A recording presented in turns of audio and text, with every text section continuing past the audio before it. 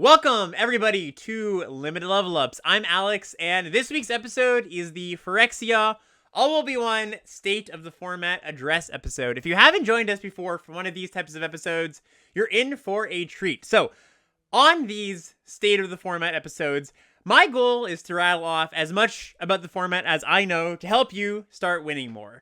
I tried to give you all of it, basically. The format zoomed out, big picture ideas, the best decks, the overrated, underrated cards, just basically your one-stop shop for getting better at the format. Also, for some sets, like this one, that are particularly contentious, shall we say, I do like to weigh in a little bit on my thoughts on the format's health and kind of just like my personal opinion of the set.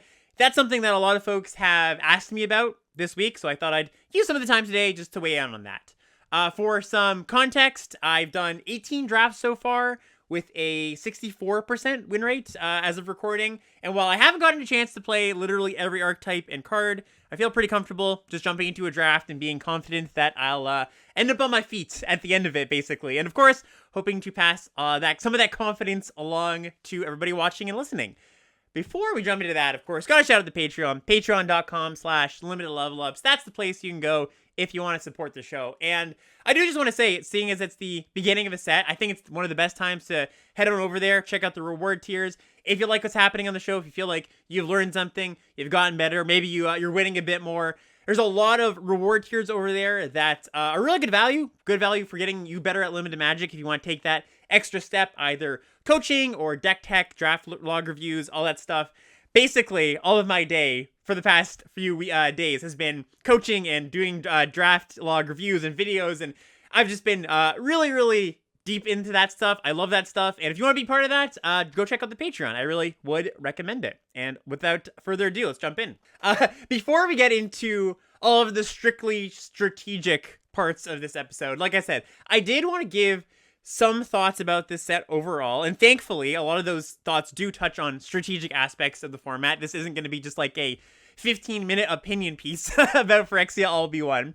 So, I guess let me start by saying that I can't remember a set where my experiences and opinions and just general vibes for the set have been so different from, I guess, what I'd call like the social media vocal majority, basically. Like, if you've been on Twitter or various limited discords or Reddit, a lot of the conversation, including conversations from content creators, is things along the lines of, this set is bad, or this set isn't fun, or it's too bomby, it's too fast.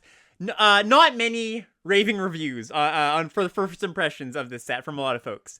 I'm personally really enjoying the set. Funny enough, I didn't start there, though. I did definitely have some apprehensions about the set after playing the first day. Like, not early access, but I think after the first day that actually came out, I was like, I'm not 100% sure about this. But the more I played, the more I understood the set, the more I liked it. And I kind of want to focus on that point, because I do think that the more you play this set, and honestly most sets, this applies to almost every set, I think, but the more you understand how the pieces fit together and the rules that you have to kind of play by, I think the more fun you have. Because obviously winning is fun, right? That's a big part of it.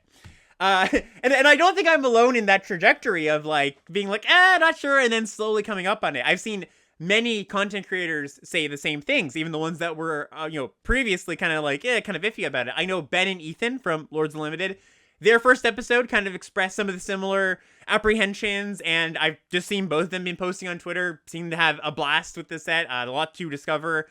Even Deathsea, who is known for some rather strong opinions, he even looks like he's coming around the set too. So I've got a tweet on screen here for folks that are listening along. I'll just read it. But on the first day of the release, Deathsea tweeted out, it's hard for me to say this, so I'll try to sugarcoat it the best I can. Phyrexia All Will Be One is a completely tragic draft set, miserable, awful, and uninspired. All right, and then today, just 4 hours ago, he then quote tweeted that and said, Phyrexia is actually the Benjamin Button of Magic the Gathering. It started off terrible, but is slowly getting better and better with each passing day. And he says, I might even go as far as to say that it's enjoyable, right? And that's from somebody who had a pretty scathing opinion of the set.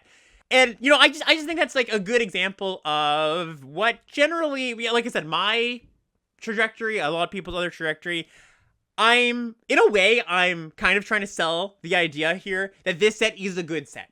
And I don't want to overlook the fact that there are a few thorns, a few blemishes, a few things that I think could have been implemented better than they are. But I think the cards are cool. I think the gameplay is actually really good, and I'll get to that in a second.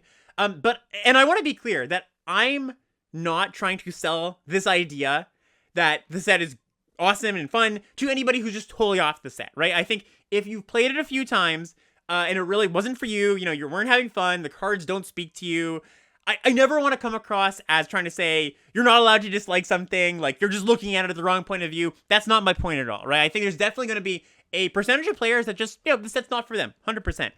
Who I am trying to sell this idea to, though, is the folks that have drafted a bit, are losing, aren't sure why they're losing, and are kind of just left with a bad taste in their mouth, right? Just judging from my interactions with people on Twitter or on my stream, I think there are a significant number of people that want to like the set and want to draft it more, but maybe are just unsure about where they're going wrong, and of course leading to them not having fun. I always joke that the good formats are the ones you win in, and the bad formats are the ones that you lose in, but I think it does feel that way a lot of the times, and your perspective of a format can definitely be painted by early success or failure. I think it's really easy also to have your opinion painted by the content creators that you listen to. If your favorite content creator isn't having a good time with the set, maybe, they're talking about things that they don't like about it, and that, they're losing a lot, it's really easy for that to rub off on you. Case in point, the tweet that I just talked about with Deathsea, there was a few people in the comments are just replying to that tweet saying like, oh, thanks, like, I will now give the set another try because it sounds like you're having fun, maybe I'll have fun again. So I just have been thinking a lot this week about how I think the content we consume, Magic specifically, but other content too, definitely frames just our mindset a lot of the time. And I think in a way, and people have said this, like, we do look up to the people who are creating content. And a lot of the time, I think a lot of players listen to and watch way more Magic than they have the chance to play. So of course, their opinions are going to be mostly informed by the people that they trust to play more. So just something to keep in mind. Of course, this all leads background to why I feel like it's been important to start this episode this way.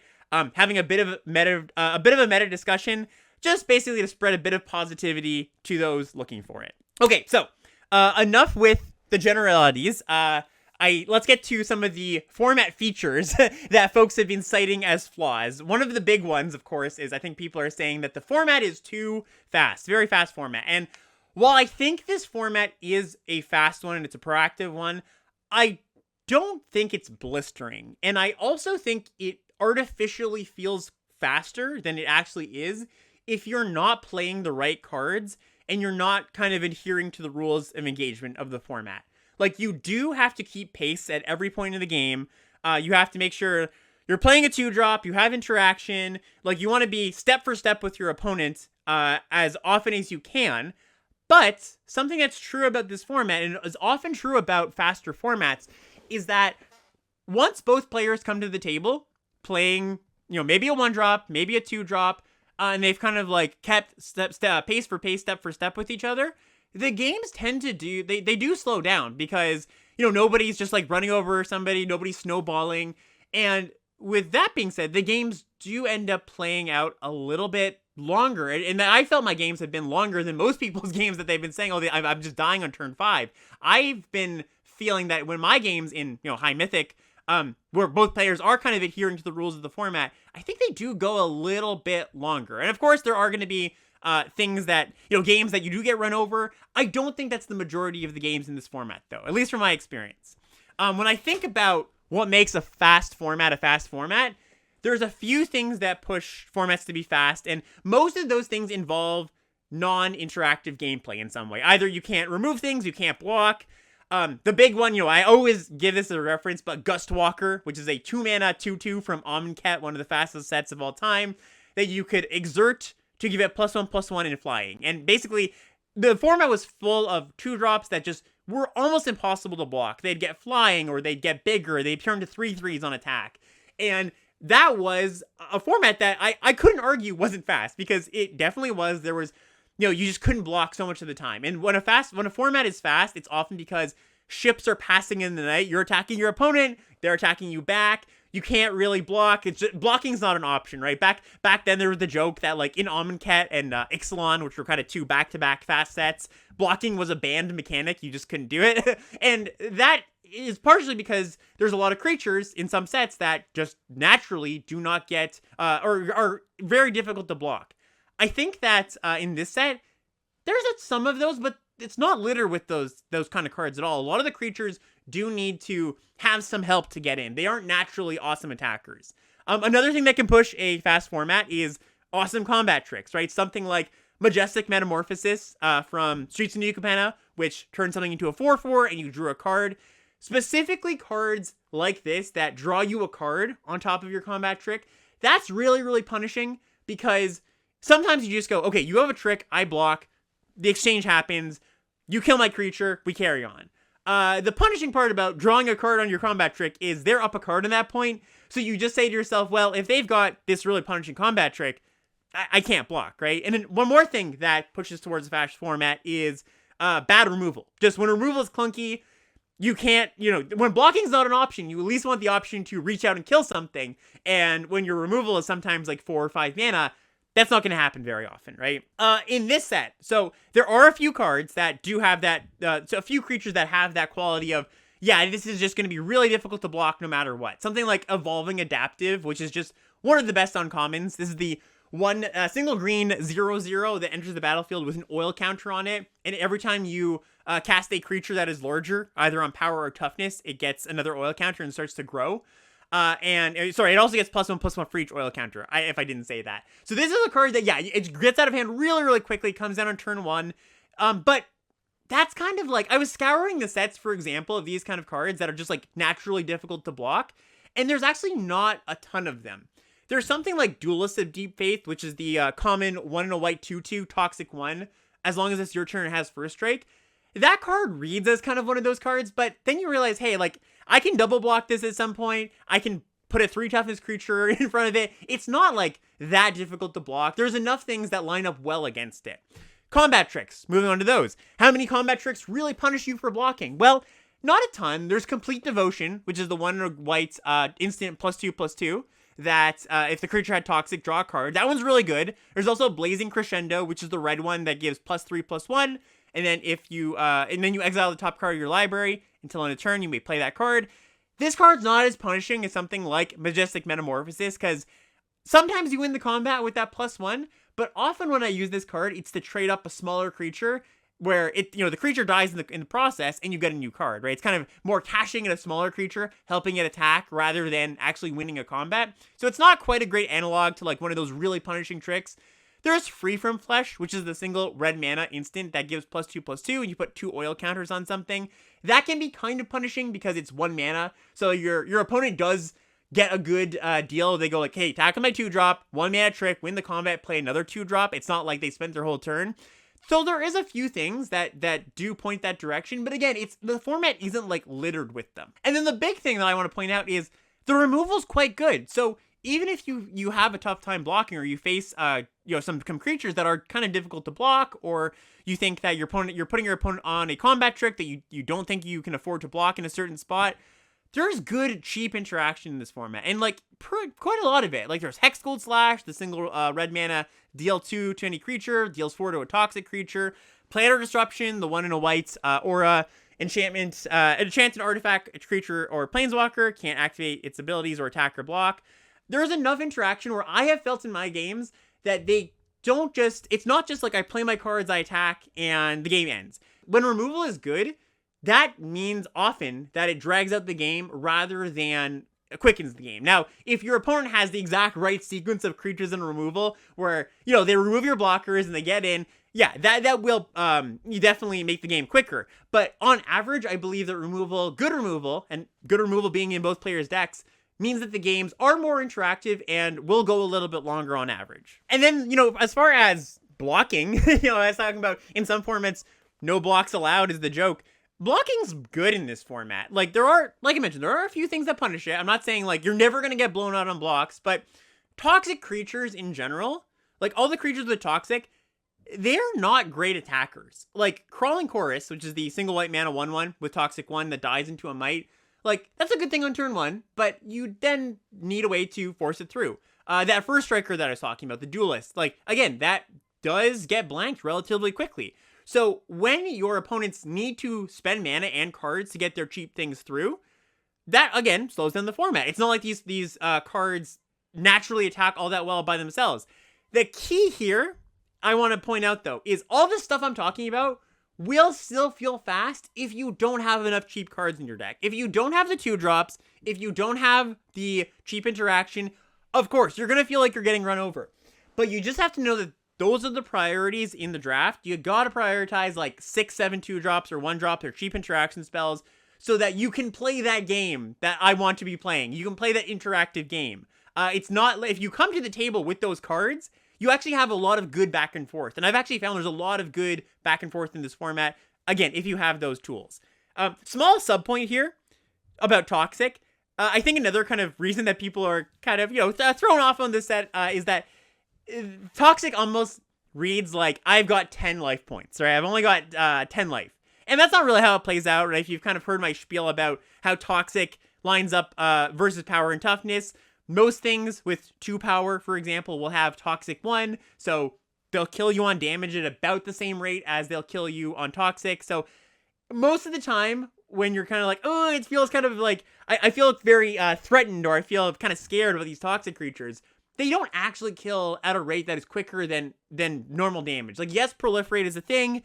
Yes, some creatures have Toxic numbers that are larger than their power, but for the most part, I have felt that it's not like Toxic ends the game on turn 4 or anything. It still ends the game about at the same rate as a normal aggro deck would generally. So I want to point out this chart here on. So if you go to 17 lands and you go to there's a feature that says play draw advantage, and it gives you a graph of the average number of turns in a format and on one axis, and the game win rate on the play on the other axis. And you can actually compare to every format that has been around for as long as 17 lands has been around for. And most of them group around the games go on average like 9 turns, 9.5 turns, maybe like 8.8, high 8s, 8.8, 8.9. And then the play draw ratio for win rate is usually about even. Like, it's like, on the play, you'll win 51 or 52% of the time. And early in the format, and I'm talking like day 1 or day 2 of the format, this graph went around Twitter so much, and Sirkovitz actually had to step in to be like, stop sharing this graph because it's basically spreading, it's spreading misinformation about it. Because what the snapshot that people were spreading around was just the early access data from just the early access streamers. So very low sample size. And what the data showed was that 1 is the fastest format as far as 17 lands has existed, and the play draw ratio is terrible, and if you're on the draw, you lose like 4 percentage points. Now, it's not this bad. It is still a fast format. It does still point to, now that the stats have been updated, it does still point to a fast format. It's a little bit faster on average than your average format, but the play draw ratio has actually gone down. It's closer to like 52% winning on the play. So a lot of that, this kind of sent things into motion and created a lot of Twitter turmoil that day. And the other thing I want to note too is that the data for 17 lands has not been updated in the past 2 days. There's something's going on there. So if you look now, we still have a relatively small sample size, even though we're like 4 days into the format. So I don't expect the format to be like super slow or anything. I still expect it to be a quick format, quicker than average. I just want to say that these numbers look alarming and they're not as bad as they look. That's the main point I want to get across here. The picture I'm trying to paint here is not that it's not a fast format. That's not at all what I'm trying to say. I'm just trying to say that there is hope. It's not fast to the point that if you get put on the draw, you're just dead. Like, a lot of people like to joke about, like, how do you win in this format? Well, you just be on the play. I don't think that's, like, necessarily, like, it's a joke. I'm not going to try to read into it too much. But I also don't think that's, like, necessarily the key. Like, I've won a bunch of games on the draw specifically because I had a bunch of cheap interaction. And generally, and this is a concept that you can apply to all formats, if you have a lot of cheap interaction, being on the draw isn't actually that bad because you're not going to get run over because you've got these shocks and these planner, the pacifism, whatever it's called, and you're up a card, so you're actually advantaged in some way. If you're not going to die in the early games because you're going to kill all your opponent's stuff, or at least, not get run over, then and the game goes a little bit longer, then if you're up a card, you're advantaged in a lot of ways. Now, not completely. Mana development is still a thing you have to consider. I would prefer to have an additional mana, but in a lot of games, I've gone kill your early thing, play a blocker, and then manage your your other creatures, maybe hold up a removal spell in response to a trick, and, just because they were on the play, doesn't necessarily they were advantaged in that way. And also, one thing I want to point out is that I think there's a lot of hope in the sense that this is a synergy-driven format. Like, that gets thrown around a lot when people are like, oh, it's a synergy format. Like, what does that exactly mean? I think this is one of the most synergistic formats in the sense that if your deck isn't doing all of the same stuff, like if it's not all toxic or it's not all oil, it feels worse than a deck that is all oil or all toxic. You really want all your cards to do the same thing. And my prediction is that as the format matures, I think things are going to slow down a little bit. The good synergies will get dispersed amongst more people at the table once people figure out what those good synergies are. So right now, you're going to be facing people with, spoiler alert, red-green is the best deck. And you're going to get really, really good red-green decks, especially in the best of one ladder where, you're playing in Mythic. The people you're playing are going to be the best drafters at their table. They're going to be drafting the best cards, and they're not going to be contested because not everybody in the world knows that red-green is really, really good. So right now, a lot of the busted decks are going to pop up. You're going to have one or two per table because nobody's taking the oil cards. Or for example, you might have a draft where nobody's taking the toxic cards. Although I think that's less likely. People, I've been fighting over the toxic cards from what I've noticed. And so as the word gets out that, hey, oil's really good, you're not going to have those decks where every single card in your deck is an oil thing. You're going to have to be a bit scrappier, play some cards that maybe don't perfectly fit in your deck. And on average, that is going to mean that, you're not going to get those busted decks and people aren't going to get run over by the 1, 2, 3 oil curve outs as often. And another point about this format that people have brought up quite a bit is the bombs. They're going into the sets. There was a lot of talk about, well, there's 5 planeswalkers at rare, 5 planeswalkers at mythic, some pretty good rares. The Twilight cycle is pretty good. And I don't want to say that it's not a bomb heavy set. There definitely are a lot of really good cards, but I do think that the bombs have not felt unbeatable for the most part. There are some exceptions. The Eternal Wanderer is really, really good. Miglaw's the 1 red-green 4/4 that gets huge and can destroy artifacts. That card's nasty. Just like in any set, there's going to be cards that you really don't want to face. But a lot of the bombs, and I'm including a lot of the Planeswalkers, some of the Twilights, as long as you are, again, playing by the rules, having a good curve, they have felt pretty beatable. And I've enjoyed this format quite a bit, actually, because I'm one of the people that would argue that bombs make a format better. They make for good stories. They make for, you feel really good when you beat one. And I've had a lot of fun navigating games where I did have to navigate around one of these awesome bombs, or my opponent did cast a Black Sun's Twilight or something. And I recognize that that's not for everybody, right? That's not going to be some people really, really get turned off by losing to a powerful card. And I totally respect that.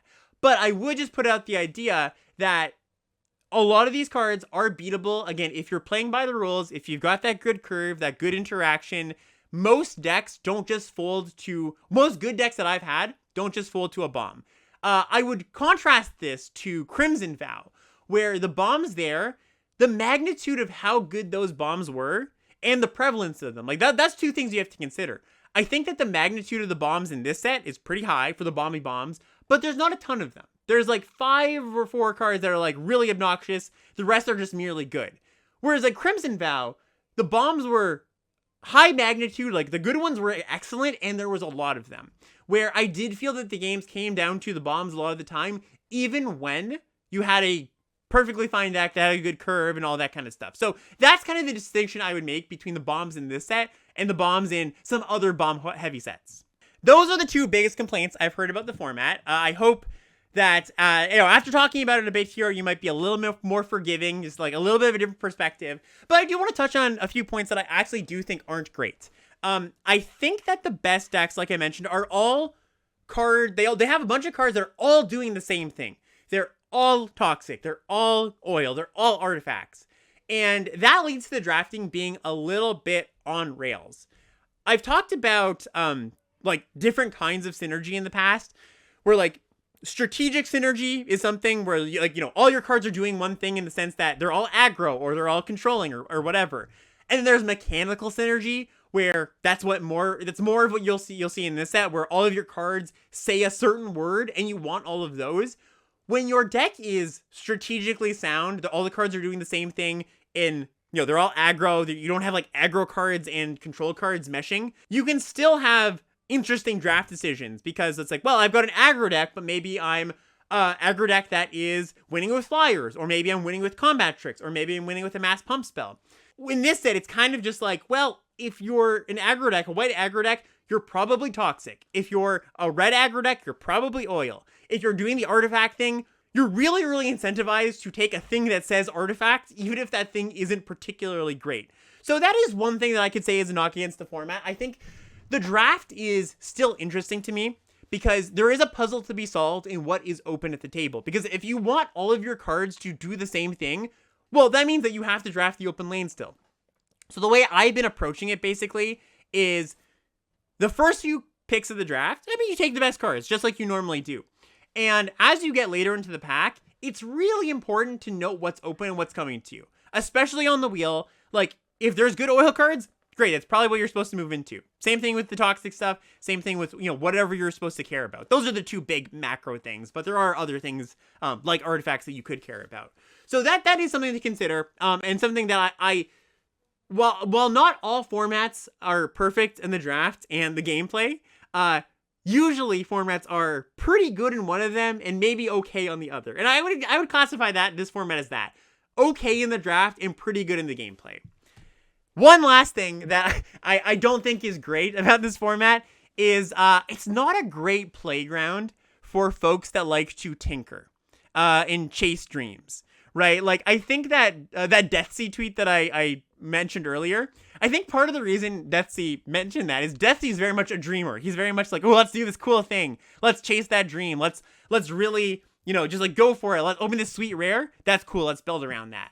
And I think there's just like not a lot of dreams to be had, or they're just like not very good. Like, there's Monument to Perfection, which is like the weird artifact that if you have 9 sphere lands, you can turn into like a 9/9, but that's like so hard. Even the set's namesake card, All Will Be One, the 5 mana red enchantment, I don't think is particularly good. Like, if you're a player who puts fun above all else, you can do these things. It's totally like, the cards are there. But the best sets, in my mind, have a dream that if you try to chase that dream and you shoot for the stars and you get there, it's actually a good thing to do. I think the problem with the build-arounds in this set is most of them are just not very good things to do. Like, when I say build-arounds, I'm not talking like, oh, I've got all the artifacts, because like, those just like the main archetypes, right? I've got all the toxic stuff. That's the main archetypes you're going to be drafting. I'm talking about the oddballs. I think that one of the ones that is actually pretty good is Atraxa. Like the 4-colored 7/7 Vigilance, Lifelink, Death Touch, draw a bunch of cards. Like, that is a dream I think is worth chasing. But, you know, like I said, if you are a dreamer, if you are somebody who likes to tinker, I think Kaldheim and Neon Dynasty were great sets for that kind of thing. That might be a reason that this set might not speak to you as much. And then one thing that I highlighted before, but I want to just touch on a little bit more, is I do think that the gameplay is awesome. And I posted this on Twitter, and I got some people saying, yeah, I agree with you, it's really good. And then I had a lot of people saying, like, I don't know if good gameplay is, I need to have a 2-drop, right? I would say to that's kind of just Magic, limited Magic these days. Like, it's the exception to the norm if you don't need to play a 2-drop in your sets. Like, Dominaria United is a good example where you probably still wanted a 2-drop, but you could get away with it if you didn't have one. I think that, again, as long as you're playing by those rules of I've got to have a 2-drop or just interaction early, the gameplay ends up being pretty good. There's a lot of decisions to be had with what to do with your mana. One of my favorite cards in the set is Barbed Batterfist. This is the 1 red equipment for Mirrodin. It comes in with a 2/2, and the equipped creature gets +1, -1, and the equip cost is 1. So you're basically paying 2 mana for a 3/1. This card is really cool because you sometimes want to equip this to your other things, or you sometimes don't. Like, sometimes you're like, okay, I want to spend my mana to get my 3/2 menace creature in, and have it more, give it more power. But sometimes you're like, but wait, then it'll expose it to a shock, right? So you're like, oh, should I do that? And then just having, like, one of the things I think Bro taught us in a few other formats, and this format definitely has that, is when you have mana, ways to spend your mana in small increments, like equip 1, or just like 1 mana interaction spells, 1 mana combat tricks, that gives you a lot more options in the decision tree of how am I going to spend my mana. It gets a lot more interesting. Like, if all of your cards just cost 2 and 3, well, there's not that many options because you have fewer ways to spend your mana differently, right? You're just like, well, I play my 2-drop here, I play my 3-drop here. But if all of my 1-drops also do things, or I have a lot of places to put 1 mana, that makes things a lot more interesting. And I found there's a lot of cards that are like that in this set. Another really cool thing about the gameplay, I think, is the little corrupted mini game. Like, do I take the hit? Do I mind that I get corrupted? Do I chump block so I don't get corrupted? Like, that's a really cool game because you're playing with hidden information and maybe not so hidden information. Maybe your opponent already has an Incisor Glider, the 1/3 flyer that pumps your team. Like, you're like, well, can I deal with that? Is that big of a deal here? I think that's all really interesting. The other thing too, like I said, I think this format is quite interactive because of how many good interaction spells there are. And I think generally people think of good gameplay, they think of interacting. So just some thoughts. Once again, I'm not expecting everybody to agree with this exact point, but from my perspective, the set has a lot of things that make a good gameplay set good gameplay. Okay, and then one thing that I want to touch on here before we get into archetypes, this is a big picture tip for when you're choosing to play cards in your deck. In this format, and in a lot of aggressive formats, it's really important to have cards that play offense and defense well. Because if you are positioning yourself as an aggressive deck, sometimes you're going to face another aggressive deck. And sometimes you're going to be on the draw. Or sometimes your cards aren't going to line up in the way that you want them to. It's very, a lot of times I like to think about drafting aggro decks as drafting with optimism, as I'm going to be ahead and my creature that doesn't attack or doesn't block very well but attacks pretty well, that's still going to be pretty good because I'm going to be the one that's proactive. I'm going to be the one that's pushing damage. I don't really care that much about blocking. I think in this set, you want the cards that can attack well, but you also want cards that can block well. So one that I would mention, or two that I'm going to mention here, Chimney Rabble. And this is a big overperformer. One of the cards that the 17 lands data really likes. Small sample size, but just, worth noting, this is one of the higher win rate commons right now. This is 3 and a red for a 3/3 haste. Enters the battlefield, you make a 1/1 token. Great card because not only can this play offense, but that 1/1 left back, sometimes it trades for something. Sometimes it jump blocks in a race. Sometimes you leave both things back, right? You just have 2 things that stabilize you. This card does a lot of really good things. And I've talked about this before, but I just want to really highlight any card that makes 2 pieces of material, 2 bodies, is often just going to be better than you think it is. Because your opponent's like, okay, off to a good aggressive start. You play a Chimney Rabble, and it's like, well, crap. Well, I can use my removal spell in the Chimney Rabble, but then I've used an interaction spell that maybe I want to save for something else. And I'm not even pushing that much damage because then they can chump block with their 1/1, right? So Chimney Rabble's been great for me. I'll play multiple copies. I had 5 in a deck the other day. It was awesome. And it's 5 4-drops, right? That's as long as you have enough cheap stuff, I think it's okay to play a good amount of the good expensive stuff. Another big one, Lattice Blade Mantis. This is 3 and a green for a 4/3. Enters the battlefield with 2 oil counters. When it attacks, you can remove an oil counter to untap it, and it gets +1/+1. So basically, this is a 5/4 vigilance. And big creature with vigilance plays both offense and defense. So just, again, something to keep in mind. And to contrast that, and I'm going to get into this a little bit later as we talk about blue, there's the card Eye of Malachor, I think it's called. It's the 3 mana blue artifact that enters the battlefield, you scry 2, and then whenever an artifact enters the battlefield under your control, you can turn that into a 4/4. That card's great for attacking. It's above rate as an attacker, but it never blocks, and so you can't play both ways. And again, sometimes you're just going to be on the draw, you're just going to have a clunky start, and that card is really, really bad when you're behind. Really good when you're ahead, but really, really bad when you're behind. So just consider that. All right, let's get into some archetypes. We are going to go through, not all of them, just the important ones. The best archetypes, I'm just going to lay it out here just to give you kind of a table of contents. The best archetypes are, number 1, red-green oil, which is just the best deck in the format, in my opinion, and we'll get into why I think that is. Good mid-range deck. It does a lot of great things. Red-white aggro, green-white toxic, and black-white toxic. I think those are the 4 best decks in the format. As far as colors go, and I think this is often a good way to frame the format. People often just want color rankings, so I'm just going to throw this out there. Red, green, and white are all pretty close for the best color. I think that red and green are a tick above white, but red and green have a lot of awesome commons. And partially that's why red green is so good, because all the cards are very good. But aside from even oil synergy cards, they've just got quality cards that aren't even synergistic with the oil stuff, like that Chimney Rabble, like I mentioned. It's got good. Both those colors have pretty good interaction. Most red more than green, but a lot of good things to say about the red and green cards. White cards, I like them a little bit less. They're a little bit less flexible. You really have to be all in toxic to make use of a lot of them, but still pretty good. Blue and black, those are the problem children of this set. Black's got Anointed Affliction, which is the 2-mana removal spell that exiles a creature mana value 3 or less. But all of its creatures kind of suck, and that's kind of like the other removal spell, Annihilating Glare, the 1-mana one that you have to sacrifice something, or pay an additional 4. That card's not very good. This set isn't really full of sacrifice fodder, and 5 mana is a lot.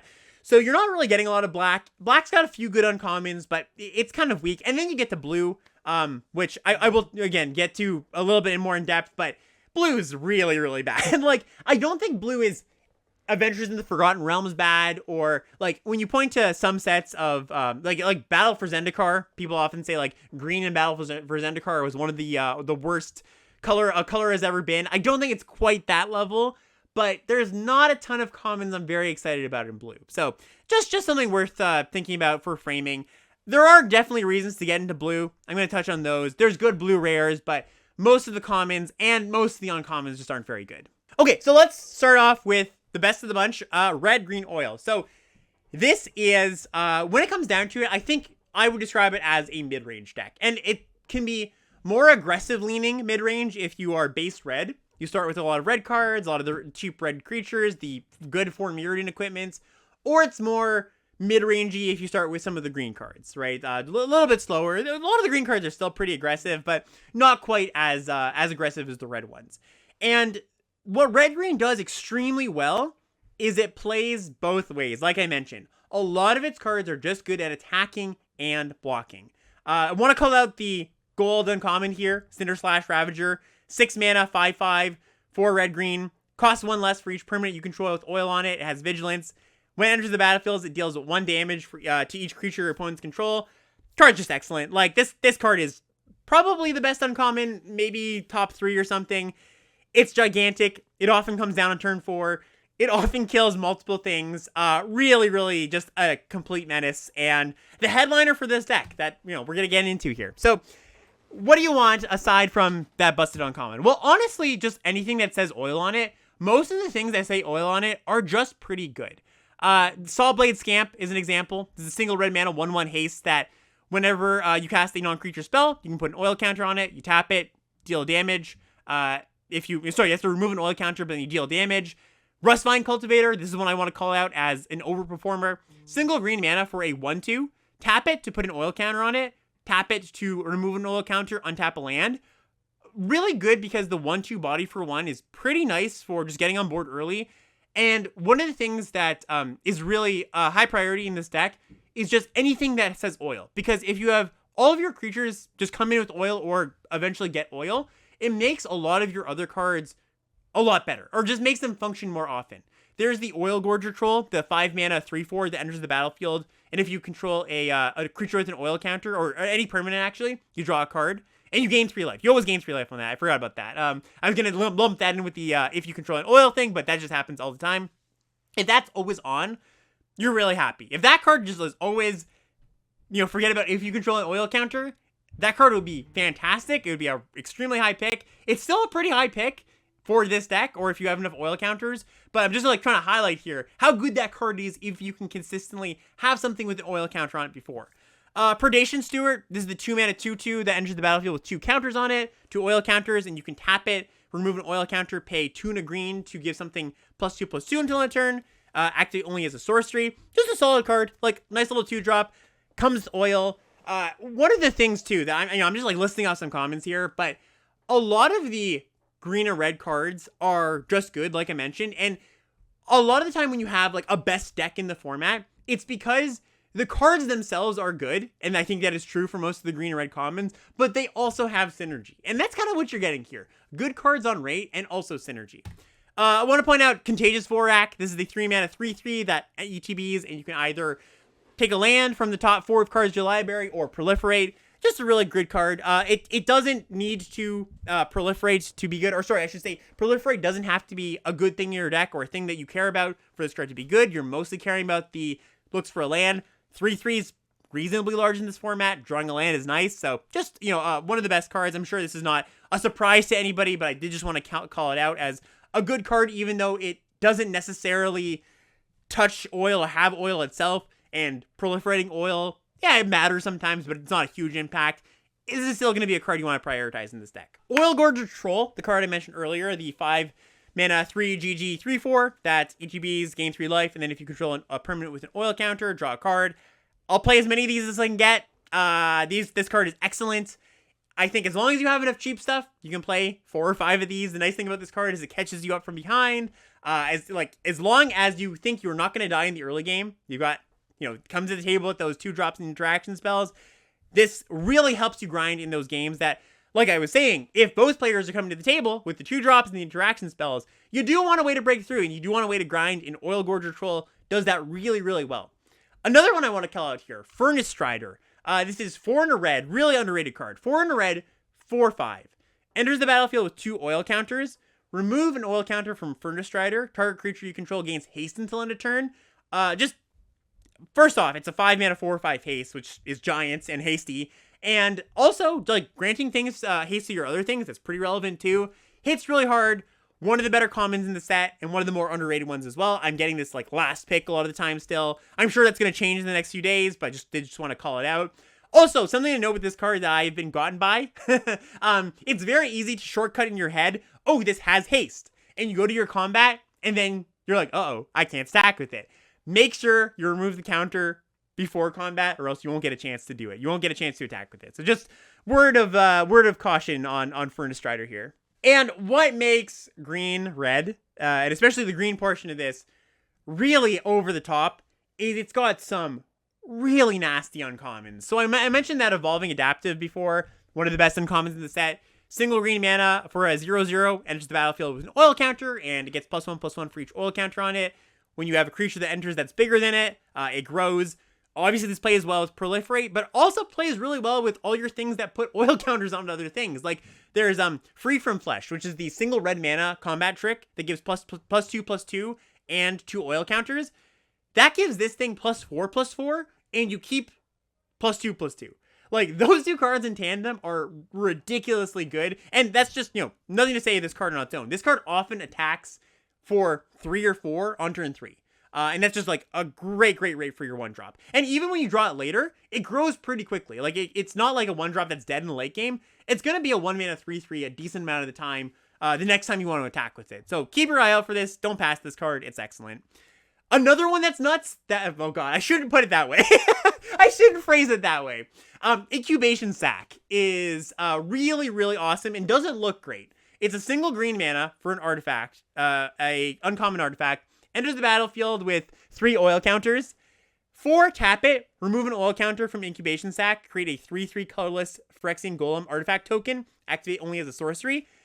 This card is on par with Evolving Adaptive, I would say. Maybe not quite as good, but a sliver worse. So a lot of times I've had people, I play this card because I've had it in my deck a lot because it's very underrated and I get it passed to me very late. People kind of look at this card and go, oh, isn't that too slow for this format? Well, once again, I will point to the idea that as long as you're coming to the table prepared, you got the 2 drops, you're not going to get run over early, there's a lot of room for cards like this, or cards that are a little more expensive, a grindy card. And this is a really, really good grindy card. You can kind of read this as 1 mana, draw 3 4/4s, right? 3 4 mana, sorry. You draw 3 3/3s, right? 3 4 mana 3/3s. And that's a lot of card advantage. Not to even mention that if you can proliferate, if you can add more oil, this is also a thing that just sits on the battlefield and counts for your oil counters matters things. So don't overlook this one. Also an excellent card. And another one that's just a sliver under those 2 is Armored Scrap Gorger. 1 in a green for an 0/3. It gets +3/+0 as long as there's 3 or more oil counters on it. Tap, add a mana of any color, and when this becomes tapped, you exile a card from a graveyard and then put an oil counter on it. So it's this like 2-mana mana dork that ramps you and eventually becomes a 3/3, which is just great. One of my things I always talk about is like, well, if you're gonna play a mana dork in limited that like doesn't have power and toughness or is maybe like a 1/1, you really have to have a use for it. You have to make sure that after it's done its job, it's not just like sitting there doing nothing. Because if you're just like one-shotting to your 4/4 and you don't have any other ways to spend mana throughout the course of the game, it's not really worth the card. This card self-solves for that because it just becomes a 3/3 at some point and pretty quickly. So just a really strong card. One thing I will note with this card too, just tricky thing here, you need a card in the graveyard to exile to put a counter on it.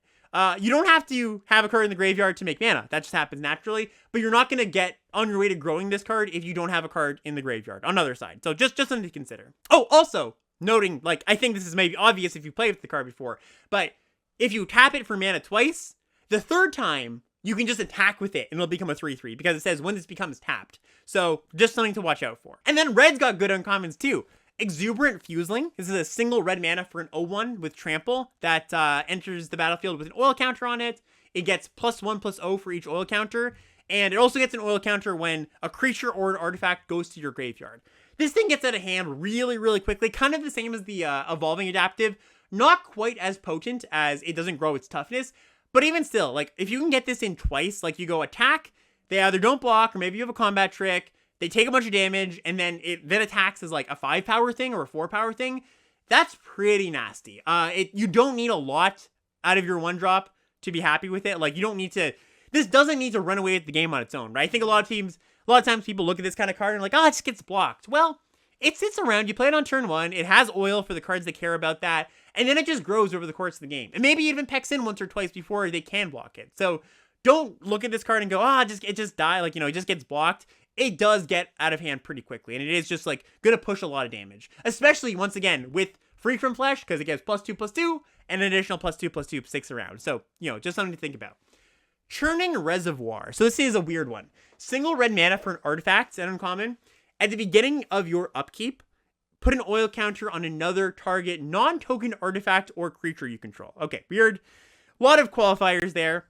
2, tap it. You make a 1/1 goblin token. Activate only if an oil counter was removed from a permanent you control this turn, or a permanent with an oil counter was put into a graveyard this turn. So, a lot of weird qualifiers here, but basically, if you take off an oil counter, you can make a goblin. If something dies that had an oil counter on it, you can make a goblin. Making this even more complicated, I do want to point this out, though, that the second part of that, the thing that says, or a permanent with an oil counter was put into a graveyard this turn, that counts you or your opponent. The first part of it, activate if an oil counter was removed, that only counts you. Really, I feel like they could have templated this card a little bit better or made it a little bit simpler. But most of the time in your decks that are, oily decks, this does just say like 2 mana tap, make a 1/1. And that's pretty good. That's actually pretty, just like a solid card. And not to mention that this adds oil every turn too. So, I think this is a card that you're going to want as long as you have 8 or 9 things that care about oil, basically. It's a pretty good way to grind. And then, okay, so that's the lion's share of, of what I want to talk about for the archetypes. Honestly, I just really wanted to give red green its time in the sun for those who haven't heard the good word of red green. And hopefully, my hope for the format, because I've been drafting just like 90% red green or 80% maybe. I hope that people will draft it more. My hope for putting out this episode is people will catch on and it's know that it's excellent, and just I won't have to draft it every single time because, I'm wheeling oil gorger trolls these days, or, so far in the format, and hopefully that doesn't happen on week 2 or week 3. Hopefully things self-correct and the format balances out a little bit more. Let's get into some of the white decks. So the other decks I was talking about that were good are white, green, and white, black, toxic. Both toxic decks are strong because of the white base. Not necessarily because toxic is like awesome or anything, just like inherently, it's mostly just like the white toxic cards are good. Like, they are good rates. Sometimes you kill your opponent with poison, sometimes you don't. A lot of times you just are like, well, this thing has toxic and I care about that for cards that care about toxic. It's almost more of like Ori Lax had a good point. It's kind of more of like a signifier than anything else. He likened it to Devoid or Ingest from Battle for Zendikar, which if you haven't played that set, I know it's like a million years old at this point.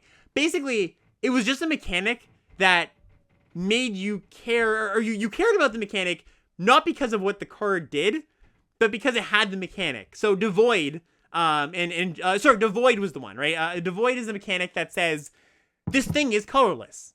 Okay, what does that do? Well, not much. It just cares that it's colorless, and you have a few things that care that it's colorless. So a lot of the times you're not actually caring about poisoning your opponent. You do sometimes, certainly, it comes up.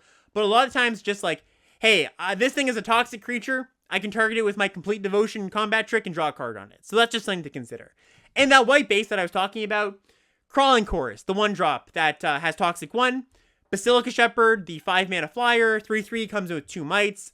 Duelist of Deep Faith, that 2-drop with first strike as long as it's your turn, Toxic 1. And one that I want to point out here, Indoctrination Attendant. 4 mana, 3 and a white for a 3/4, Toxic 1. When it enters the battlefield, you can return another permanent you control to its owner's hand. If you do, you make a 1/1 might token. And this card's quite good. This card is definitely an overperformer, a little bit better than I might have thought. One of the big things that I think a lot of people miss about this card is, myself included on first read, is you could actually pick up a land with this. So, you're not giving up any board presence.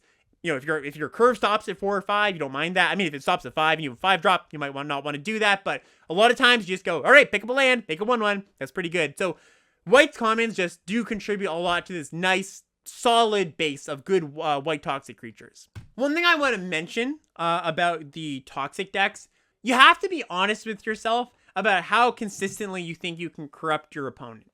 Because there's a lot of white commons that are quite good, like Sinew Dancer, which is the 1-mana white tapper, or Incisor Glider, which is the 1/3 flyer that pumps your team if they're corrupted.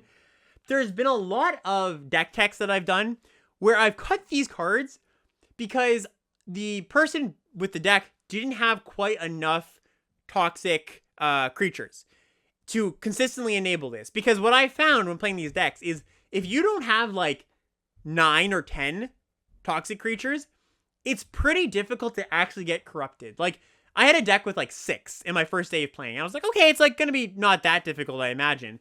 And it's pretty difficult. Like, not only do you not draw the cards sometimes, but, of course, your opponent's going to interact. Like I've been mentioning, your opponent's going to have a removal spell. Your opponent's going to block and cast a combat trick sometimes. So if you want to put these good corrupted payoffs in your deck, you really need to be confident that you have the capacity to corrupt your opponent. I would say a good threshold is like 9 or 10. 9 or 10 toxic creatures to really be comfortable playing these cards. Okay, so I'm, I didn't quite mention at the top of this, but I'm framing these white toxic cards in the context of white-green toxic, and I've mostly been talking about white cards, because, that's most of the good cards. What does green add to the equation? Honestly, not a lot. So from commons, it doesn't add a lot of good toxic payoffs. Like, there's not really any green toxic cares about toxic commons I care about. You're going to play the good green commons like Contagious Vorak and the Fight Spell. Like, those are fine. But mostly you're looking to green's uncommons for what green adds to this green-white toxic deck. Viral Spawning is a really good one. The 3-mana sorcery that makes a 3/3 toxic creature that if your opponent's corrupted, you can flash it back for 3 mana. Tyvar's Stand is a really awesome card. It's the X and a green instant that target creature gets +X/+X and gains hexproof and indestructible until end of turn. Great for pushing damage, great for protecting your creatures for 1 mana. Really, really solid card. And then, I did mention all those like great oily cards in the green-red section too. And you can play some of those, certainly, like the Evolving Adaptive. That's going to be good still, even though it doesn't have toxic. Even Incubation Sac, I think it's still going to be pretty good. So mostly when you're drafting green-white, I do think you're going to think about this as base white with some green cards. Because all of the toxic cards in green, like the Plague Nurse, like the 3-mana, or the 4-mana 3/4 toxic that like gives you can pay 3 mana to give your other toxic creatures an additional toxic 1. That card's really clunky. There's the 2-drop 3/1 that has toxic 2. That card's not terrible, but also I'm not like, I would take the white cheap creatures over that every day. So just don't get tricked by the cards in green common that say toxic, basically. It's kind of my words of advice here. And then black-white. Black-white is kind of an offshoot of green-white. A lot of the cards I talked about for green-white, Very, very similar. Black, like I mentioned, is not great as a color. But what black does really, really well for the toxic deck. So actually, let me frame this a little bit differently. White-green, I think, is going to kill with toxic and damage about evenly. Like, I think that most of the time, you're not going to quite have a density of toxic creatures in white-green, because the green ones aren't very good, that you're going to consistently, 1, kill your opponent with poison, and 2, corrupt them. So with green-white, it's a little more about, like, oh, I just, like, care about these things having toxic, like I mentioned. Like, for example, the gold uncommon, the Slaughter Singer, the 2-mana 2/2 with toxic 2. Whenever another creature you control with toxic attack, get +1/+1. Like, you benefit from your creatures having toxic, but you're not necessarily going all in on that game plan. It's more just like, again, a qualifier of, hey, my cards, they care about toxic, great, I get paid off for that. Whereas black-white, what black adds to the equation is a density of toxic creatures. Because while they're not great, you get Pestilent Siphoner, which is the 2-mana 1/1 flyer toxic 1, and Blightbelly Rat, which is the 2-mana 2/2 toxic 1, when it dies proliferate. These aren't great, but I think they are better than the green ones. And also, black just has more toxic at uncommon and common in general. So what that means is that you can lean into actually killing the opponent with poison a little bit more often, or that, have that as a reliable plan. And you get to take the corrupted cards higher, or, be more effective in your deck, or more confident that they will be effective in your deck more than another drafter would, generally. Like, you're going to be able to turn on your Incisor Glider, you're going to be able to turn on your Sinew Dancer a little more often. Actually, I would say a lot more often. I would bet that you will be able to corrupt your opponent, and this is, again, speaking from experience of playing this deck, you'll be able to corrupt your opponent by turn 5, probably about half the time, or a little bit more. And that's pretty good for consistency. Like, as far as, like, well, is my Incisor Glider going to be on? Yeah, enough of the time that I feel like it's going to be, I'm comfortable putting multiples in my deck and drafting multiples. Black also adds a lot of good uncommons. Bilious Skulldweller, excellent. 1-mana, 1/1 Death Touch, toxic 1, just great. Just, like, really, really obnoxious on turn 1, and unlike, like, Crawling Chorus, which might get blocked and you have troubles, like, you need to, like, pump it with the Raptor, the Flensing Raptor, or the Complete Devotion, or some other way to get it in, your opponent does not want to block this thing, or they don't want to trade it through 1-mana Death Touch creature. They kind of have to, they're going to, because they're forced to, but, you don't need anything else other than this. Really great card. Nimrazer Paladin, another great one, 5-mana, 4/4, toxic 2. When it enters the battlefield, you return a creature with mana value 3 or less from your graveyard to your hand. Great addition. And Chittering Skitterling. This is a card that is basically exclusively a black-white card because it doesn't do anything really if you don't have Corrupted. So this is the 3-mana 1/4. Corrupted, if your opponent has 3 or more poison counters, you can sacrifice an artifact or a creature, draw a card, activate this only once per turn. Really, really great card, but once again, you do need to corrupt it or else it's just a 1/4. I'll also say that Necrogen Communion has pleasantly surprised me. This is the 1-black enchantment aura. Enchanted creature has toxic 2, and then when that creature dies, you can return to the battlefield under your control. I don't think this is like a premium card or anything, but if you've got enough of the 1-drops and 2-drops toxic, enough evasive stuff, if you just put this on a toxic 1 creature, that's corrupted automatically, right? And that's what I really like about this, that even if you just get that 1 hit in, and your opponent, like, let's say they don't even kill the creature with a damage-based removal spell. Like, let's say they lock it down with a numbing dose or the pacifism. They don't actually kill it, and you're like, oh crap, I don't get my creature back. A lot of the time in your black-white decks that have enough corrupted payoffs, you're just happy with that. Like, you would almost spend a card to say your opponent's corrupted now, because of how much of an upgrade your medium cards get when you turn on Corrupted. So a card to look out for in the niche spot of super low to the ground black-white with evasion and really cares about Corrupted. And then the last deck I want to talk about here that is just a little bit different is blue-white artifacts. So I've been tinkering, no pun intended, tinkering with blue-white because it's kind of the exact opposite of the other deck I've been drafting a lot of, red-green. And I think this deck is pretty good. The golden common is solid. Cephalopod Sentry, the 4-mana, 2 blue-white for an X5 flyer. Its power is equal to the number of artifacts you control.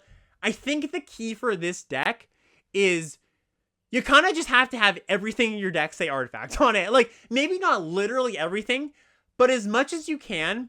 I often warn against like playing bad cards to enable synergies. Like, you don't want to be playing in some formats, you don't like, there are artifact decks that you don't want to be playing bad artifacts just to enable your artifact synergies.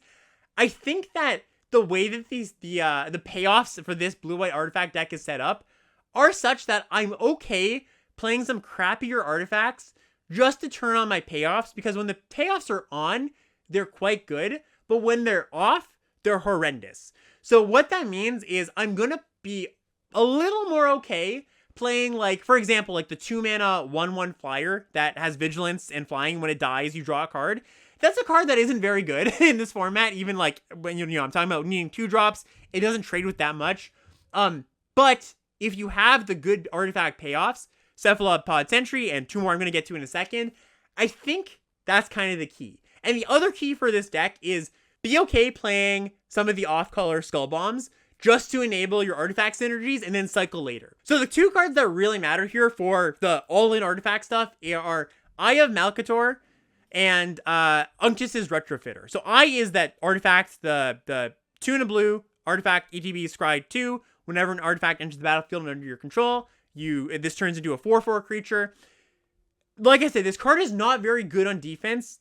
And if you put this card in your deck, and ideally you have like a lot of them, you have like 4 of them, you just get all of them at the table, you're kind of conceding to yourself that you are a bit more all in than not. Like, you're just not going to be able to block sometimes. But the payoff is that you, like I said, you are really, really good at attacking. Like, this card attacks better than the red cards or the white cards or the green cards, for the most part. So you're getting paid off in one end while getting punished in another.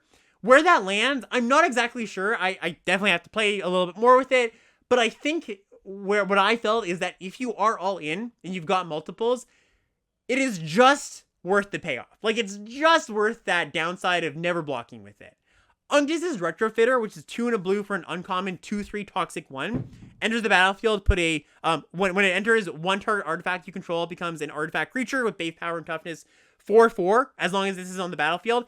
This card's awesome. Like, this card I don't feel bad about playing. If I could just have like 3 of these and play as many artifacts as I could, that's just excellent. When this comes in, it's 3 mana for 6-7 worth of stats. Like, that's just ridiculous. Obviously, if they have a removal spell, they get rid of all of it. That's, you know, a price you have to pay, but yeah, that's well worth it for getting the stats you're getting up front. Yeah, I had a deck with 2 of these and like 4 eyes yesterday, and basically all artifacts. I had like maybe 3 or 4 non-artifact creatures. Deck was quite good. Deck performed how I wanted it to, and the times when I couldn't block, they were punishing, but I felt that because it attacked so well, it meant that I could race in a way that if my opponent was aggressing me first, I could flip the script on them as long as I had an interaction spell or 2. Like, yes, my wave interacting wasn't blocking, but as long as I could interact with their creatures, that didn't matter that much. So again, just some initial thoughts, just something to consider. Also something to consider with Unctus's Retrofitter. 2 cards that are very, very good with it are that 2-mana 1/1 flyer that I talked about. That's an artifact that flying, vigilance, when it dies, draw a card. On turn 3, you can have a 4/4 vigilant flyer. That's great. And Mandible Justiciar, which is the 2-mana artifact in white.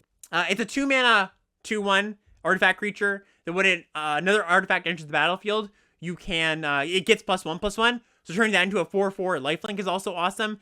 Just, you know, just more things to consider. And like I mentioned, I did run a lot of Skull Bombs in my deck, so that I could turn on my eyes more often. Like, I think if you're not activating Eye every single turn, if you're not waking Eye up every single turn, you're not doing it, right? And to get enough artifacts in your deck, I think you need to play some off-color Skull Bombs. So that's just been my experience. We'll see how it goes. Maybe this ends up being, a deck that it's going to support one person at a table, and if somebody else is in it, it's terrible. I can see that happening, but I've had okay experiences with it so far. 2 things just before we pack up here that I want to mention. The Skull Bomb cycle. I was just mentioning this. I started pretty high on these as just like flexible cards that have good effects.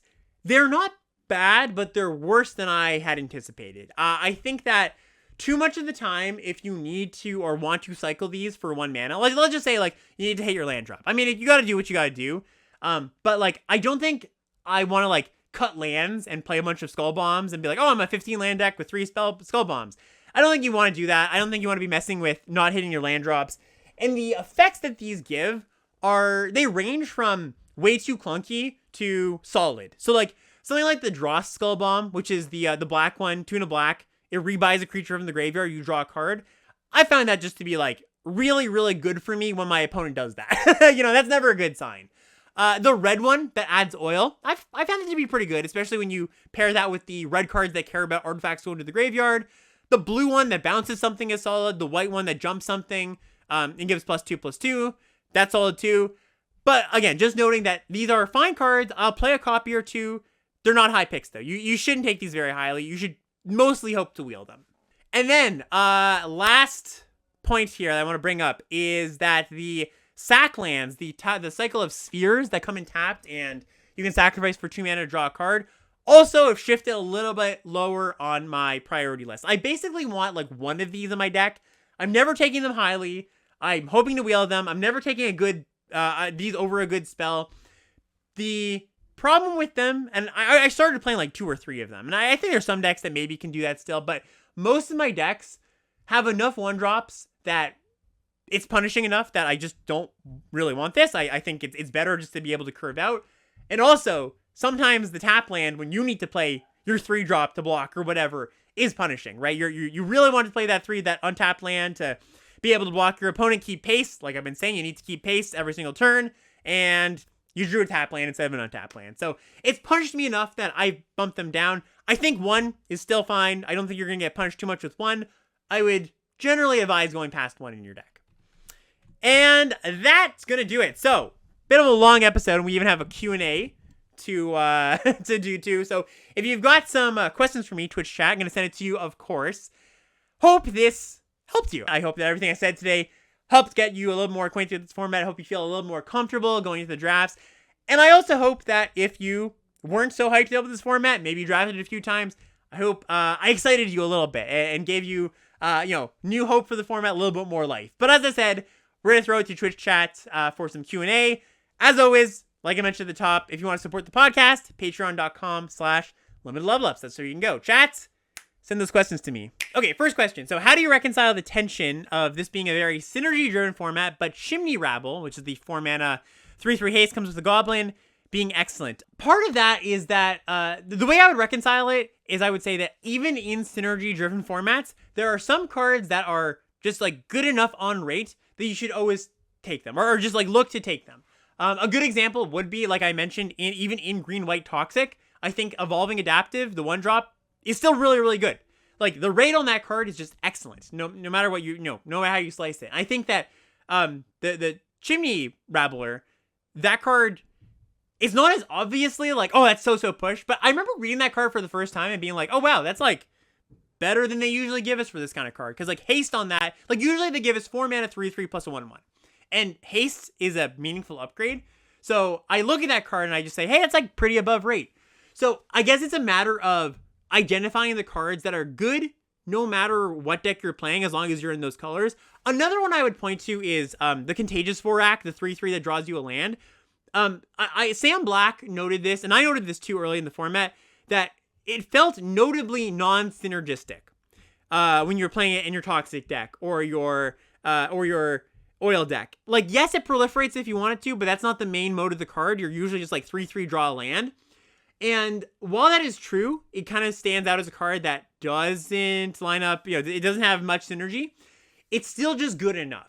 So I think it's a big, broad, limited point, and something that is something you'll just like learn about a limited format as you listen to content about it or play it more. You'll kind of be able to pick out the cards that are just good enough, and it doesn't really matter what else you're doing. And I would say that Chimney Rabble falls into that camp. Do you think it's possible to play 3 colors in this format?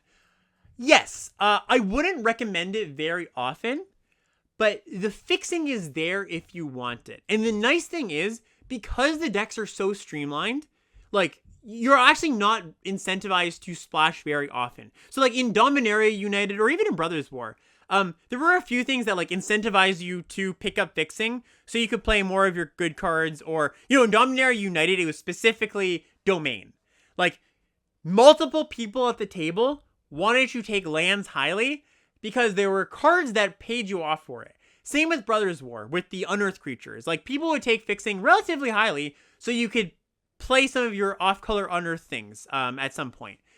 This set doesn't have a lot of that, but it still does have a decent amount of fixing. Like, it has Terramorphic Expanse, it has, like, a few green things, it has, like, a 1 or 2 artifact fixers, and so, well, like, when you say 3 colors, I assume you mean, like, 2 colors into splash. I wouldn't recommend straight 3 colors, but you can definitely splash for one, like, if you're really, really missing interaction, that's something you could do. I wouldn't recommend that. I would mostly recommend drafting a 2-color deck where one of the colors that you're getting the interaction is your primary color, especially because you often need the interaction early in the game. But mostly, I would recommend splashing if you open, like, a good gold card. Like Miglaw's, like the red-green busted rare, the 4/4 for 3 that comes in with oil and is massive and kills the opponent and kills artifacts. Like, that's a card I would consider splashing, certainly. And there's a few, rares. Elish Norn might be another one. So if you want to, it's nice that there's not a lot of other people at the table trying to take your fixing, because everybody else is trying to do streamline things, or a lot of other people will try to do streamline things where they're just 2 colors, and they're like, I'm red, green, oil, and I don't really need to splash. So you will get that fixing more often than in another set if you really want it. Do you think an archetype that wants to mix the main themes like red, black, sack, which might work on paper, might want to dabble in oil, corrupted, etc? Yeah, for sure. So red, black, I actually cut out the red, black section from this podcast for the sake of time. But red, black, I see, like, it's billed as a sacrifice deck, right? I just see that as a red deck. It's just a base red oil deck that has some red cards. And luckily, the golden common Charforger cares about oil, so there's some nice crossover there. I really, if you're playing red, black, it's for Charforger, Anoint with Affliction, the black removal spell, and some uncommons, or some rares. There's really not a lot you gain from, like, the sacrifice cards. And I think those are, like, basically all flops in this set. Most of the cards that care about sacrifice, like, you just don't actively want to put them in your deck. Like, there's some, like, the 1-drop, the one that cares about oil, the Fuseling, that, like, incidentally will, like, okay, stuff will go to your graveyard and, like, it triggers it. But as far as, like, a red-black deck that actually heavily cares about sacrifice as its mechanical synergy, I don't really think that's a thing you should go after. Unlike artifacts, I don't think that the payoffs are good enough for that, and they're not prevalent enough either. I mean, maybe there's, like, actually, there's probably about the same amount of artifact and sacrifice payoffs in the set now that I think about it. But yeah, the artifact payoffs, or the sacrifice payoffs, just aren't worth the juice isn't worth the squeeze, basically. So imagine most of your black-red decks, and I've had a black-red deck like this, as I care about oil, and I've got some black cards in there. All right, a draft navigation question. This set seems difficult to read signals. It's hard to sense when to pivot. Is this typical or just my own experience? So I've actually found that the signals are pretty loud in this format because they are so, there's such a divide between the two big decks, right? Toxic and oil. And so I'm really cognizant once I get to pick 7 or 8 about what cards are still in the pack. And I will often, jump ship might not be the right term. But no, you know what? I will say that. I will often jump ship if I think that something is enough open, and I, like, let's say I have a toxic start of, like, pretty good toxic uncommon, good toxic white common, and I have, a few good things in there, nothing insane. But then when I get to pick 7, all the oil cards are still there. I would take note of that and go like, okay, that's raising some alarm bells. I get to the next pack and the same thing happens. I'm like, I'll jump ship. I'll just take the oil cards. Nobody's drafting this. I don't think that's going to be as obvious as the days go on and the weeks go on and the format develops and people figure out, what the good cards are. But as of right now, I've actually found pivoting relatively seamless isn't the right word because jumping ship is kind of the opposite of seamless. I guess my advice would be don't be afraid to completely jump ship. And one of the ways that does ease this process a little bit is if you can start your draft in red or green, it's a pretty good place to be because like I mentioned when I was talking about red, green, oil, all of those cards are pretty good on rate. Just the red and green cards are just pretty good. And you can just throw them into a toxic deck, like a Contagious Vorak or whatever, if you need to. So that does ease pivoting a little bit. How important is it to be flexible in the early part of the draft, or do you just take the most powerful cards? I've just been taking the most powerful cards that like lead me down a certain path, and if that path isn't open, that's kind of okay. I think if you can take a flexible and a good card, like that's definitely good to do. But I wouldn't take a flexible card over a powerful card. Like, it depends what kind of card it is, right? Because like if we're talking Contagious Vorak, which is both powerful and flexible, sure, take that early. But if we're talking like flexible as in, kind of like an okay rate creature that might be good in, like, I'm trying to think of a good example. And it's kind of actually hard to think of a good example because the cards are pretty polarized in this set. But, and actually because the cards are so polarized, that happens very infrequently where you have the option to just take a flexible card. I guess a removal spell would be the best example here. Like, should you take a flexible removal spell, or should you take a good payoff? Like, if you're faced with the choice of an oil payoff early on, like a troll, an oil gorger troll, or the fight spell, like the +1/+2, I would take the troll just because that is good enough over the fight spell. Worth noting.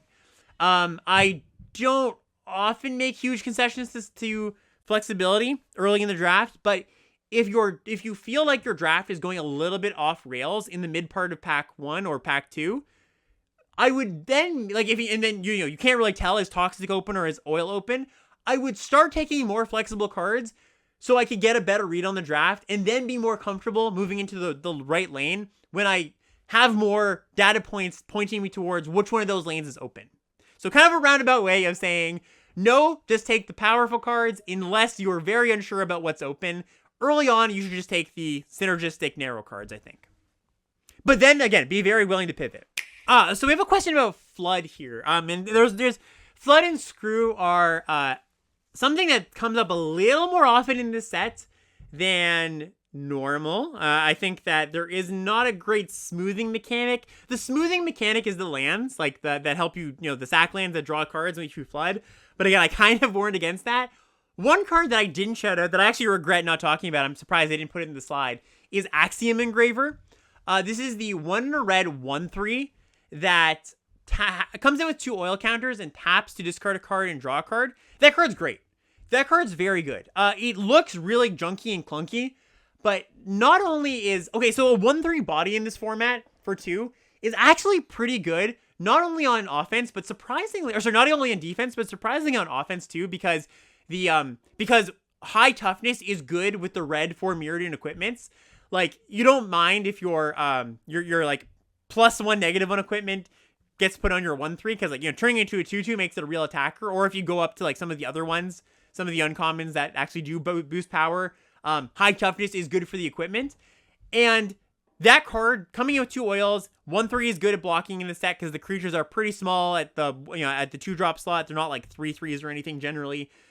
And the ability to filter your draws on that is massive. I've just like, a lot of times, like, I'm the one with the card a lot of the time and I get to filter through my lands. But when I'm not, and my opponent, like, we've been playing that game where we've both been kind of like keeping pace, the board's kind of stalled out, nobody ran somebody over, and they have the Axiom Engraver and I don't, I feel really bad about that because I know 2 of their lands are most likely going to get tossed for 2 spells. So yeah, I would really prioritize that card. That card's quite good. I think that Axiom Engraver, one of the big overperformers for sure. Do you think that bad decisions on mulliganing or not mulliganing punishes you, especially because the format speed and 1 drops? Yes, in a way. So I haven't found myself mulliganing that much more often than I normally would, but I think that's because my decks are being built in a way where they have a lot of cheap stuff, which just means you just have to mulligan way less often. I think if you don't have something... If you're on the play and your first play is a 3-drop, it probably has to be a good 3-drop for me to justify keeping that hand. If you're on the draw and your first play is a 3-drop, I think it's pretty likely that you should mulligan that hand, especially if that 3-drop isn't good. That's kind of my baseline. But again, you do really afford yourself a lot of leverage or a lot of breathing room, or I guess a lot of free non-mulligans, if you could just construct your deck in a way where you're going to draw 2s and 1s in your opening hand a lot of the time. So it's more of a deck building thing than a mulligan thing, I would say. But it is also a mulligan thing because, yeah, you should mull hands that don't do anything until turn 3. most of the time. So people are asking about sealed. Yeah, so I've actually done quite a bit of sealed in coaching sessions this week. My big advice for sealed is build the two big decks. Build the toxic deck and build the oil deck. Because so many of the cards in the set belong to those two big decks, like, lay those decks out first. I mean, you can do the normal sealed thing of, like, here are my bombs, here are my deepest colors, what does that deck look like? And sometimes your pool is not going to be conducive to an oil deck or a toxic deck. But if it's, like, kind of in the middle, you're like, okay, I could be an oil deck, I could be a toxic deck, because a lot of pools are like that. First build those, like, what are your best cards? Like, just straight up, forget about synergy. What are your best cards in your pool? See where those are. Maybe you can build a good deck out of those. Maybe you just have, like, a good red-white aggro deck, right? Whatever it is. But if that's maybe, you want to take a step further and that doesn't line up in the way you want, your bombs don't necessarily line up with your deepest colors, build your best toxic deck you can build and build your best oil deck, because those will probably give you, like, good cohesion. And a lot of formats, synergies don't come together. Like, a lot of sealed formats, synergies don't come together because when you're only opening 6 packs, the as fan of how many cards you need for a good cohesive deck just, like, isn't there. You're lucky if it is. I think that's not really true for this set. I've had some pretty good toxic / oil decks come together in sealed, so that would be my big advice. Past that, all of the normal sealed advice pretty much, it stands. I'll repeat it. I've repeated this so many times during sealed episodes, but the main goal of sealed is play as many good cards as you can with as reasonable mana as you can. Make sure as few good cards are left in your sideboard as possible. Don't worry too much about, like, synergies if your synergies aren't apparent. How much removal is too much removal? Yeah, that's a really, really good question. So, I would actually, as much as I was talking about cheap interaction being good, I would actually slightly warn against having too much. I think you really want to have your creature count be somewhere in the 15 to 14 to 16 range. I think that if your plan, so a lot of people approach this format or any aggressive format as, how do I beat the aggressive deck, right? Because that's the thing, that's the big thing that's on everybody's mind. Well, if aggressive decks are so good, how do I beat that? And cheap interaction is a good way to do it, but another really good way to do it is just kind of like I was saying, like, keep pace with your opponent, play good creatures, make sure they're not getting in free attacks. And the problem with having too much interaction, like, I'm talking like if you have 10 removal spells, is that too much of the time, you're going to go, like, they're going to go 2-drop, you're going to go, okay, kill it. They're going to go 3-drop, you go, all right, kill it. And then on turn 4, they might go 2 drops. And you're like, well, I had to keep 1 for running, and now I'm getting mana inefficient at this point. And then they play a 5-drop, maybe it's an Oil Gorger Troll, and you're like, crap, they just drew a card on their creature, and now I'm, like, falling behind here on cards, even though I kept up with them. So you want creatures, enough creatures, so that you can block and use your creatures as removal spells early, but also so that you have some number of, like, 3/3s or 4 toughness creatures that act as virtual card advantage, so that you're like, I'm not pointing all my stuff at your creatures so I don't die. I've got, like, a 3 toughness creature, and that holds back your 2/2s.